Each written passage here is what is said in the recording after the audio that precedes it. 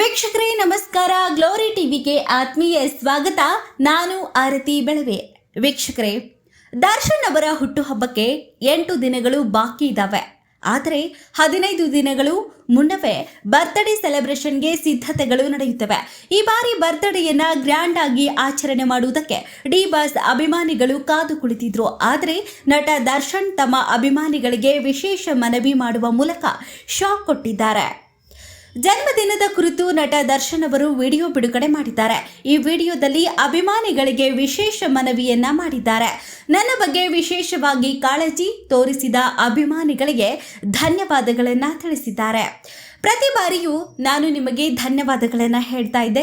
ಆದರೆ ಈ ಬಾರಿ ಆರೋಗ್ಯ ಸಮಸ್ಯೆ ಇದೆ, ನನಗೆ ತುಂಬ ಹೊತ್ತು ನಿಲ್ಲುವುದಕ್ಕೆ ಆಗುವುದಿಲ್ಲ, ಹೀಗಾಗಿ ನಾನು ನಿಮ್ಮ ಭೇಟಿ ಮಾಡಲು ಕಷ್ಟವಾಗಲಿದೆ ಎಂದು ನನ್ನ ಪ್ರೀತಿಯ ಸೆಲೆಬ್ರಿಟಿಗಳಿಗೆ ನನ್ನ ಪ್ರೀತಿಯ ಮನವಿ.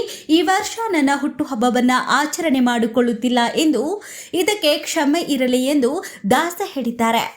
ನನಗೆ ಯಾವ ಆರೋಗ್ಯ ಸಮಸ್ಯೆ ಇದೆ ಅಂತ ನಿಮಗೆಲ್ಲರಿಗೂ ಗೊತ್ತಿರುವಂತಹ ವಿಚಾರವೇ.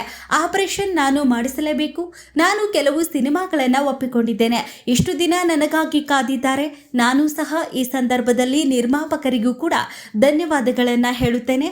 ನಾನು ಮುಂದಿನ ದಿನಗಳಲ್ಲಿ ನಿಮ್ಮನ್ನ ಭೇಟಿ ಮಾಡಿಯೇ ಮಾಡುತ್ತೇನೆ ಎಂದು ಚಾಲೆಂಜಿಂಗ್ ಸ್ಟಾರ್ ದರ್ಶನ್ ಹೇಳಿದ್ದಾರೆ. ನನಗೆ ಬೆನ್ನು ನೋವಿದೆ, ತುಂಬ ಹೊತ್ತು ನಿಲ್ಲೋದಕ್ಕೆ ಆಗಲ್ಲ. ಈ ಕಾರಣಕ್ಕೆ ಹುಟ್ಟುಹಬ್ಬವನ್ನು ಆಚರಣೆ ಮಾಡಿಕೊಳ್ಳುತ್ತಿಲ್ಲ. ಇದೊಂದು ವರ್ಷ ನನ್ನನ್ನು ಕ್ಷಮಿಸಿಬಿಡಿ. ನಿಮಗೆ ಧನ್ಯವಾದ ಹೇಳಬೇಕು ಎನ್ನುವ ಆಸೆ ನನಗೂ ಇದೆ ಎಂದು ನಟ ದರ್ಶನ್ ಅವರು ಮನವಿ ಮಾಡಿದ್ದಾರೆ.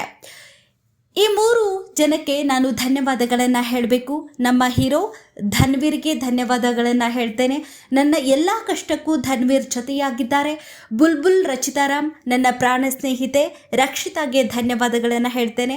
ನನ್ನ ಎಲ್ಲ ಸೆಲೆಬ್ರಿಟಿಗಳಿಗೂ ಧನ್ಯವಾದಗಳನ್ನು ಹೇಳುತ್ತೇನೆ. ಕೇವಲ ಧನ್ಯವಾದ ಅಂದರೆ ತುಂಬ ಚಿಕ್ಕ ಪದವಾಗುತ್ತೆ ಎಂದು ನಟ ದರ್ಶನ್ ಹೇಳಿದ್ದಾರೆ. ಇದಲ್ಲದೆ ನಿರ್ಮಾಪಕ ಸೂರಪ್ಪ ಬಾಬು ಅವರಿಗೆ ವಾಪಸ್ಸು ಹಣವನ್ನು ನೀಡಿರುವುದಕ್ಕೆ ಸಂಬಂಧಪಟ್ಟ ಕ್ಲಾರಿಟಿ ನೀಡಿದ ನಟ ದರ್ಶನ್ ಅವರು ನಿರ್ಮಾಪಕರಿಗೆ ತೊಂದರೆಯಾಗಬಾರದು ಎನ್ನುವ ಉದ್ದೇಶದಿಂದ ಹಣವನ್ನು ವಾಪಸ್ಸು ಕೊಟ್ಟಿದ್ದೇನೆ ಎಂದು ಹೇಳಿದ್ದಾರೆ. ಇದಲ್ಲದೆ ಪ್ರೇಮ್ ಅವರೊಂದಿಗೆ ಸಿನಿಮಾ ಮಾಡುವುದಾಗಿ ನಟ ದರ್ಶನ್ ತಿಳಿಸಿದ್ದಾರೆ.